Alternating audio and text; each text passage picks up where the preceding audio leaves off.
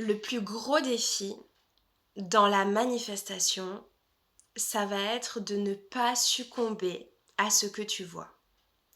C'est-à-dire que quand tu as posé ton envie, ton désir, ce que tu souhaites manifester, l'idée, ça va être de maintenir un état intérieur de je l'ai déjà, je le suis déjà, c'est déjà là, le temps que ça se matérialise devant tes yeux.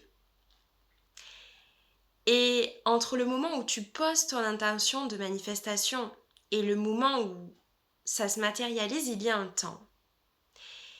Et dans ce temps, il est très facile de succomber à ce que tu vois, à ce qui est palpable, à ce qui est présent dans ta réalité terrestre. Et ça peut être, ça n'est pas là, je n'ai pas ce que je veux, je ne suis pas qui j'ai envie d'être. Et là, ça génère frustration, ça génère du manque. Ça veut dire que tu chutes vibratoirement. Donc ton signal pour manifester devient incohérent parce que tu veux quelque chose, mais tu ressens autre chose. Tu ressens la frustration, tu ressens le manque de ça n'est pas là. Et la clé, c'est de rester dans la cohérence pour que ça se manifeste et pour ne pas repousser ta manifestation dans le temps.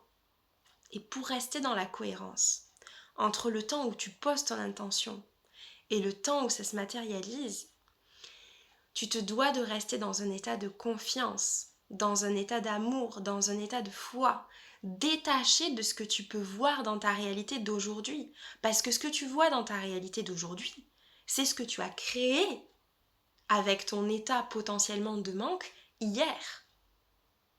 Mais ce que tu vas créer demain, c'est ce que tu crées avec ton état d'aujourd'hui. Et la clé, elle est là.